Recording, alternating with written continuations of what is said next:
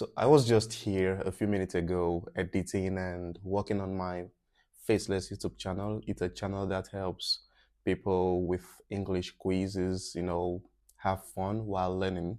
So as I was doing that, then I had an idea. I was just reminiscing on my past life, how I traveled out of Nigeria or how I left my country and came to this country, then everything all together. I was just thinking about life in general.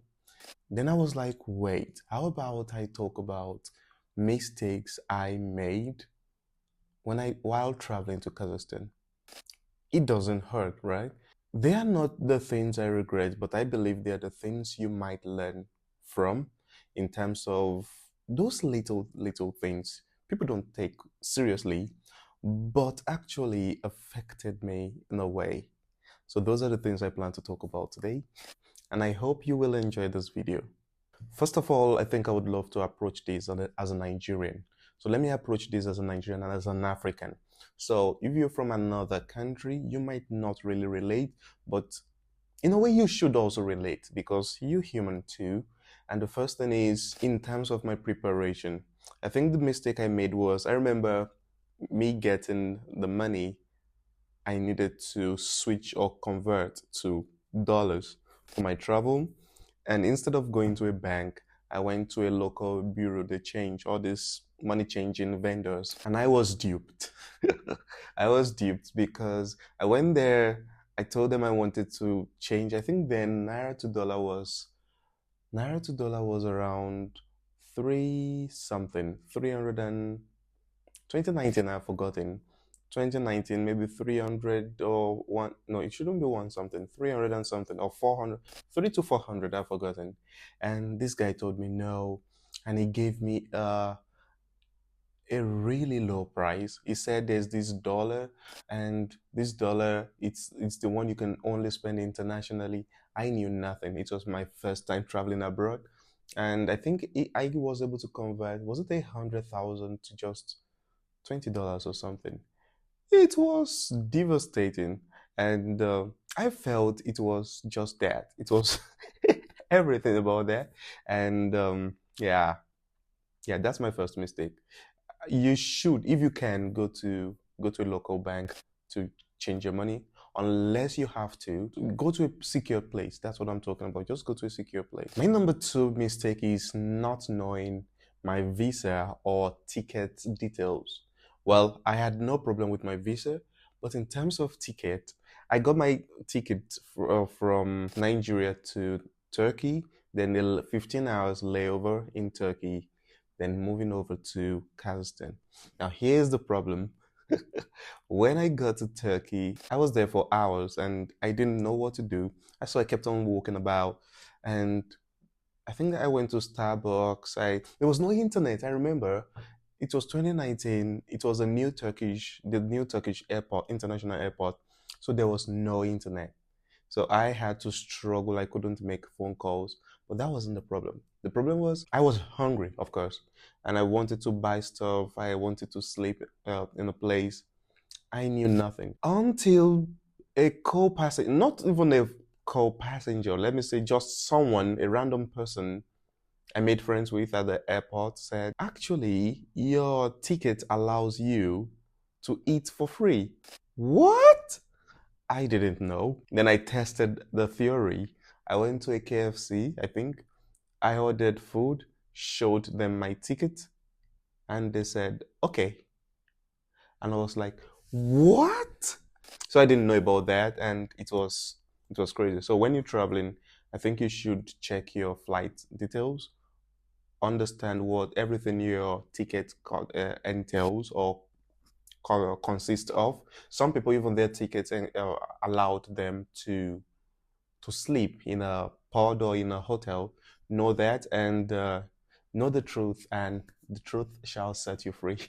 That's one thing I think you should take note of. My next mistake I made, that's mistake number three, is not having an extra power source. So I had my phone, I had my laptop in my backpack, but I didn't have my power bank. It was just let's say, 24 hours flight, but I didn't envisage or take into cognizance the amount of time I would spend on my phone. Although on route Turkey, there was this airport, or let me say the airplane backseat TV I used and made watched some films. But when I got to Turkey International Airport, there was nothing. I just couldn't charge my phone. I had already exhausted my phone battery. I used my laptop to charge my phone and exhausted that also. And I was like, wait, what's next? Then I went to the mosque. I am glad and grateful to the Central Mosque there. They allowed a lot of people in, be it they didn't even care about religion or something. It was strange to me because I had never been to a mosque, I must say. So I went there, charged my phone, and that was my saving grace. The mosque. Thank you. So that was what helped me connect with a lot of people. So, and that's what was my saving grace. Yeah, that was my saving grace. Now let's jump into coming into a new country. I think one mistake I made, well, not really, it's a rookie mistake. It's one of the things that might happen to you when you get to a new country, is that I didn't quickly understand let me say the lingo, or I don't want to say lingo, I would say the system. What do I mean? I came to a Russian speaking country and I was using a Google map, which was really bad. I used, what's it called? Google Map. So don't use Google Map as I did. You might get lost. Yeah, that's number one. Another thing is that I also got lost using the bus system. I think I made a mistake of hopping onto bus number 03 instead of bus number 3. They're different. I didn't know at the time. So these are the mistakes that you, in a way, I feel you cannot escape. Yeah. Imagine bus 03 is different from bus 3. How did you expect me to know that when you just write bus number 3 in the directory? So all three, they're different, which is crazy. So I made that mistake and got really lost. I made a video about that. You should check it out. And that's that about that. Mistake number 5 is not considering the weather change. How do I put this? I'm from Nigeria, and we are used to instinctively knowing the weather condition, and we just dress up. We know, okay, it's December, just wear a little bit of a sweater, you're good to go. It's maybe May, June, wear something light. That's it. There's nothing crazy about our dressing. Then switching from that to a place where my first September in Kazakhstan, was it September or August? I was out late. I think it was around 9:30. The first mistake, I missed my bus, and that was the last bus at 9 o'clock or 9:30. And the second thing is the weather changed. For the first time, I experienced a weather of, I think, 10 degrees, plus 10 degrees, or yeah, plus 10 degrees. It's between 10 or 5 degrees of, yeah. And it was the lowest I had ever experienced in my life. It was cold. Yeah, it was extremely cold. I think it was September. It was cold, extremely cold for me, and I kind of cried. I wished I never left my country this day. It was freezing for me. And the second day, I went to the shop. I think we call it Sportmaster or something here. And I bought every kit, every winter kit I needed. But here's the lesson. Since that day, I learned to check my weather report, or let me say weather forecast, before getting dressed. So when you leave Nigeria, especially as a Nigerian, your weather forecast dictates how you dress. Yeah, nothing else. The weather report does that for you. If you make a mistake of wearing anything you want, you might experience what you don't want. My number 6 mistake, which is a bit personal and crucial, is the fact that not informing my bank or not switching my designated phone number before leaving Nigeria.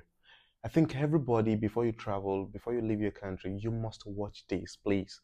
Before you leave your country, especially to a country you know that your network provider doesn't reach or isn't there, please make sure you switch your phone number. For example, if your phone number, your personal phone number, is attached to your bank account, but you're leaving the country with your SIM card, it's either you drop your SIM card or you switch your phone number to maybe someone else, maybe your next of kin. do that before you leave the country. It's extremely important. Living in Kazakhstan, I didn't know that, so I left Kazakhstan. My first few months, sorry, I left Nigeria. My first few months in Kazakhstan was interesting. I was still using my old phone. Then it got to a point I switched my phone and I decided, okay, it's high time I switched my apps also. Then it became a problem retrieving the OTP pin, the verification pin. They sent the verification pin to my Nigerian number, but I couldn't receive it. I then needed to send my SIM card back home. I couldn't also. It became a huge problem. Yeah, it was crazy. I just couldn't do it. It became a problem, and at the end of the day, I tried changing my designated phone number from here in from abroad in Nigeria.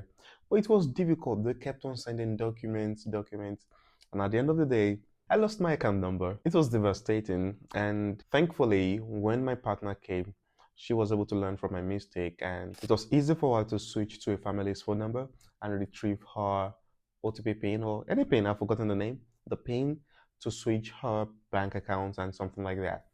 So please, if you're leaving, do that. Let them know, let the bank advise you on which method is best for you. But before you leave, make sure you have that covered. Now I have no bank account in Nigeria. I send through my partner. Thankfully, it's easy that way. And yeah, that's just it. Take note of that. It's extremely important. My number 7 mistake is that you have to take your passport expiry date as important as possible. Yeah, that's a mistake I made. This is not my fault, but I just want to call it a mistake.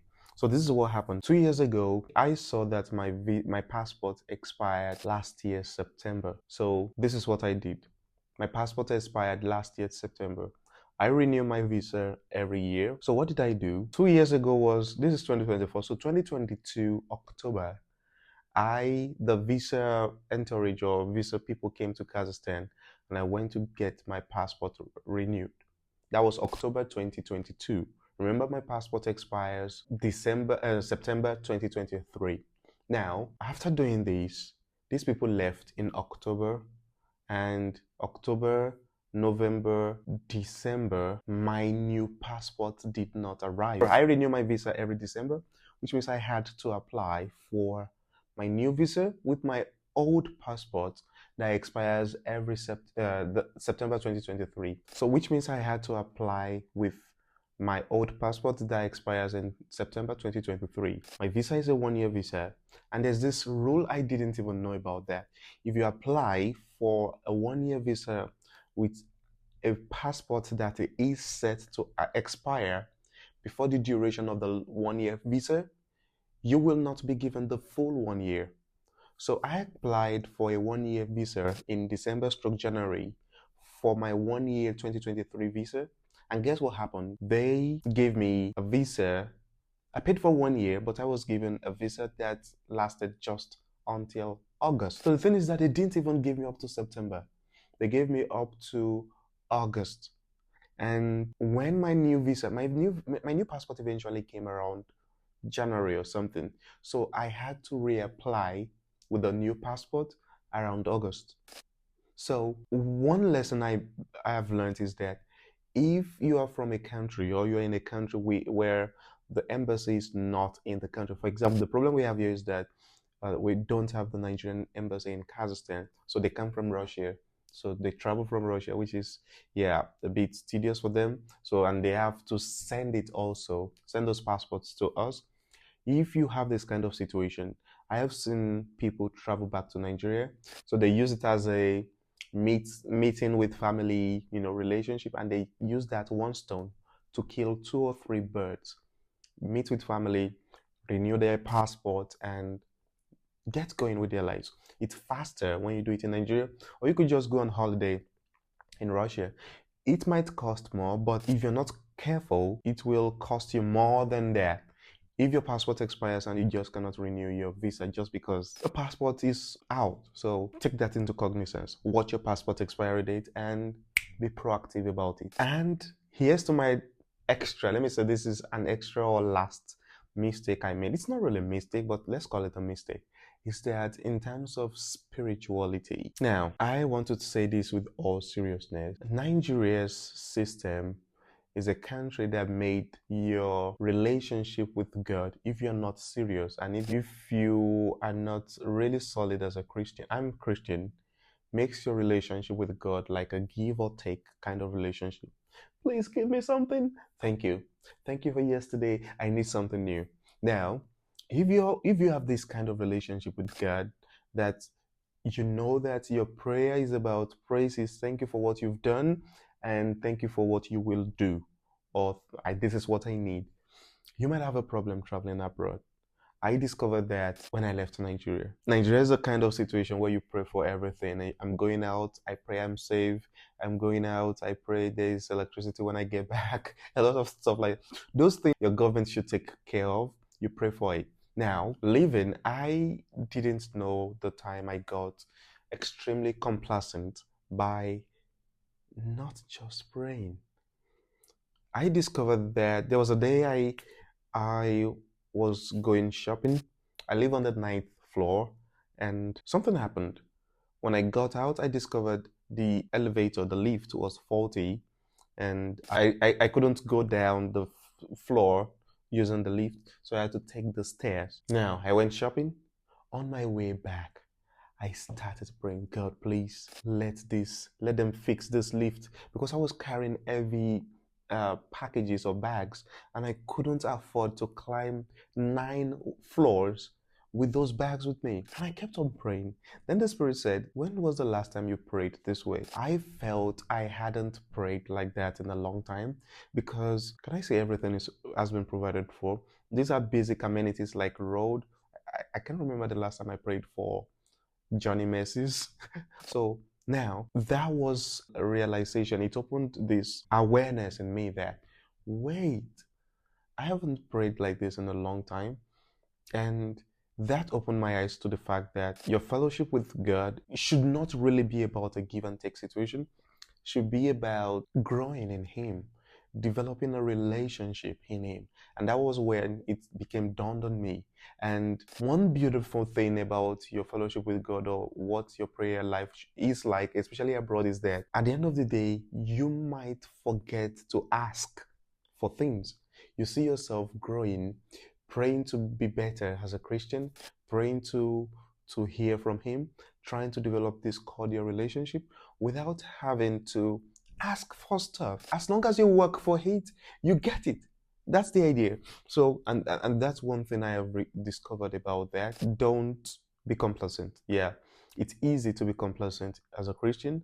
As any religious person, it's easy to be complacent because all your pain points are what you discover that immediately you work for it, you get your result. And as long as you're not lazy, you might be good. That's where I stop today. If you believe this video has done something interesting for you, or you've learned something from this video, I would like you to subscribe to this channel. And I'm trying to target maybe 5,000 subscribers before the end of the year. Let's make that happen. So like and subscribe, and we'll see you in the next video. Watch my older videos too, please, and see you later. Goodbye.